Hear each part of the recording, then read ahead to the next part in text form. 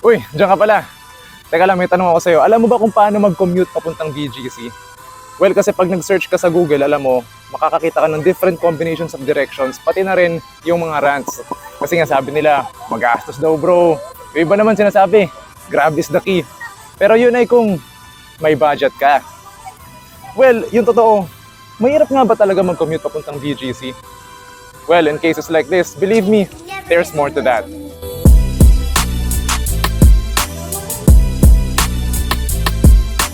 Alam niyo ako, I'm a working student. At kapag pumupunta ako ng BGC, palaging angkas or grab. Pero mas madalas yung angkas kasi mas affordable siya. And wala naman akong kotse. Pero ngayon, we will go the extra mile. Literally. But before we hit the road, tanungin ko muna kayo, paano nga ba talaga pumuntang BGC? Well, let's hear it from you. So paano ka nagko-commute papuntang BGC?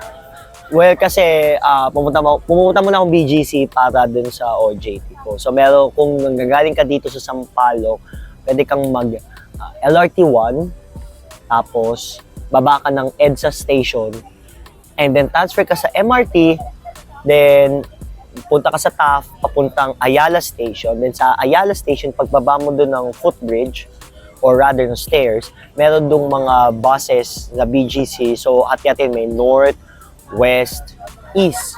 Depende sa kung saan ka pupunta sa BGC. Pwede din na kung magagaling ka sa Sampaloc, sumakay ka ng jeep papunta sa MRT Quezon Ave, then mag-aayala ka. Pero, madadaanan mo yung traffic ng Espanya, ng Quezon Ave, and intersection dun yung papuntang West Ave. So yun yung mga paraan pwede. Ngayon, kung may pera ka, edi mag-grab ka o mag-angkas, di ba? Yun. Okay, so we've heard you, kaya tayo naman. Let's hit the road para malaman natin ano nga ba talaga yung mga real deal behind those commuting rants papuntang BGC.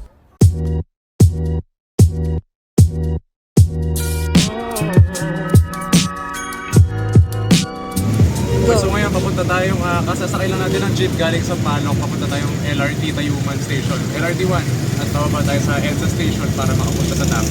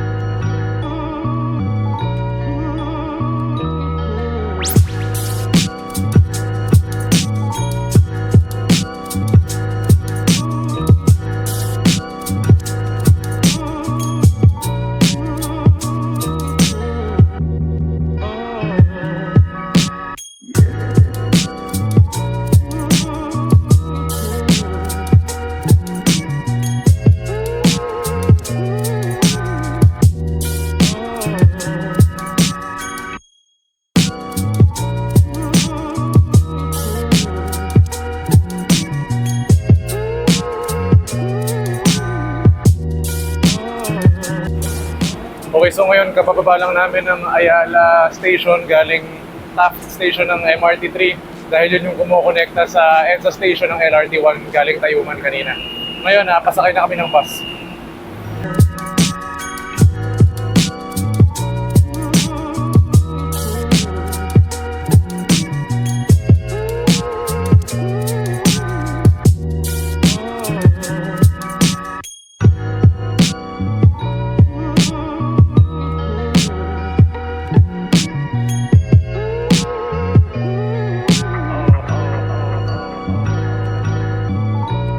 Okay, so ngayon, kapababa lang namin ng Ayala Station, papasakay na kami ng bus papuntang biyaheng market na dun sa BGC na diretso. So, ito siya. Dito, dyan kami sasakay. So, tara! Let's go!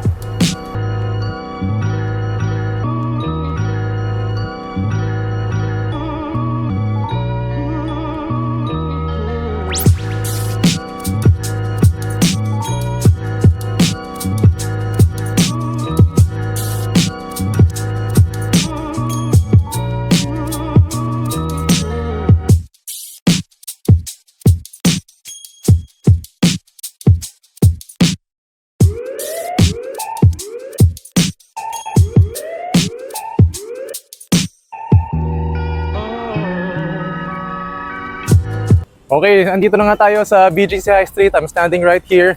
At pero bago lahat, pause muna tayo, no? Balikan muna natin, tanong natin, bakit nga ba mahirap mag-commute sa BGC? Or, a better question is, why is BGC designed the way it is? Well, sabi nila may target market. Kasi central business district to eh. Pero ano nga ba ibig sabihin nun? You see, the central business districts, or yung CBD, is where the hustle and bustle of commerce and enterprise come to life. Dito nyo makikita lahat ng towering skyscrapers, sleek offices, and yung constant buzz of business. Now, BGC is no exception. It's also a CBD. Pero ito yung scoop. May specific target market ang mga CBD, and it's not your average Juan and Juana. Dinevelop ang BGC for a specific group, yung mga young professionals, expats, at generally those who are in the corporate world. Kasi nga, ang primary goal ng BGC is to create an environment where businesses can flourish, generate jobs, and contribute to the overall economic well-being. Okay, so yun, no, lakad muna tayo. Bagong lahat, real talk muna, no? Yung BGC, talagang kaya ka i-cater kahit sa industry ka naroon eh. All of us dream to work here, or most of us siguro. Kasi from finance, from banking, real estate, automotive, telecom, kahit nga media companies nandito. So kahit ano talagang industry na nandun ka, kaya ka i-cater ng BGC sa career mo. Okay, picture this. Google Philippines, Accenture, Ayanna Land, Megaworld Corporation, SM Prime Holdings, Nestle Philippines, Globe, PLDT, Toyota, at Shell Philippines. O diba napakarami? Imagine working in a place where you can practically bump into the big shots of business on the way to grab your coffee. Okay, well, ganun kasi talaga sa BGC, no? Para siyang Hall of Fame ng mga big corporations. Pero hindi lang mga businesses yung umiikot dito. Meron din dito St. Luke's Medical Center. So healthcare-wise, nandito rin. You also have the tech giants, yung mga big retail companies, finance. So yun, lahat talaga all in one district dito sa BGC. Okay. Ayun, pero alam nyo what makes it more amazing? BGC kasi is not just only about yung hustle and bustle for big corporations kung tawagin nila. It's also a place for for leisure, for shopping, recreational activities, or whatever you wanna call it. Tapos kasi, halimbawa, andyan, kung gusto mo mag-after work pasyalan, pwede ka pumuntang sa McKinley Hills, sa SM Mora, tapos kung gusto mo naman ng leisure activity, bonding, chill time, andyan yung BGC High Street, yung Venice Grand Canal, yung Uptown BGC, Uptown Bonifacio. Ayan, so ayun yung mga pwede mong gawin dito eh. At saka alam mo yung mismong general vibe ng BGC, ayan yung mga green space niya, well-designed, lahat ng recreational activities na pwede mong gawin. Sobrang appealing niya sa taste ng maraming tao. Kaya ayun, kaya marami ding nag-e-enjoy ng BGC dito. People dito na mamasyal, kaya basically yun yung nakaka-attract lalo sa mga maraming tourists and foreigners dito sa BGC. But, BGC isn't your typical CBD. This place stands out in more ways than one. Alam mo bakit? Tara, breakdown natin. Number 1, modern development. BGC is like a cool kid in town. It was master planned in the 2000s, making it super modern and sleek, setting it apart from the older CBDs. The buildings, the roads, the urban design, it's all up to the international standards. Number 2, master planning. Grabe ang pagka-plan nito from the ground up. Parang puzzle with everything falling into place. Residential, commercial, retail, and recreational spaces. Next, green spaces. BGC is a green oasis in the concrete jungle, with parks, gardens, and tree-lined streets. It's a breath of fresh air too. Next one, high-end developments. BGC is all about high-end living, fancy offices, posh shops. It's where the who's who of the cities come to play. Lastly, zoning and development regulations. BGC doesn't mess around with zoning. Strict rules and enforcement keep everything looking fabulous and in line with the district's vision. And what sets BGC apart from the other CBDs? Well, the city is all about sustainable living without sacrificing modern comforts, sabi nga nila. It boasts grid style of urban planning that's not only stylish but also incredibly pedestrian and bike-friendly. And yung icing on the cake, stress-free ang parking. And speaking of parking, BGC has its very own app for that. Real-time traffic updates and available parking spaces. Parang smart city lang. But the real gem is BGC's community spaces and pocket parks. They're like your personal oasis right in the heart of the city. You can gather, jog, or cruise around on your bikes and e-scooters without a care in the world. At para sa mga eco-warriors natin, may love din ang BGC para sa inyo. They've set aside parking spots just for your bikes, and there's even an app-enabled service called Mover for bike and e-scooter sharing. All of these efforts are doing their part to shrink BGC's carbon footprint. And navigating through BGC can be a breeze with all those bus shuttles to help you get around. But let's admit it, getting to the city itself takes a bit of effort. Accessible ang BGC via major roads like EDSA, C5, Kalayaan Avenue, and McKinley Road. But you won't find jeepneys coming in and out of the city, unlike other CBDs like Makati. Yung reason? Well, babalik ulit tayo sa target market ng BGC. They're for young working professionals and executives. And more than that, there's an established lifestyle and environment they've crafted for this place, where PUVs aren't in their master plan. So, what's the alternative? You can hop on the point-to-point buses or ride the MRT to reach BGC.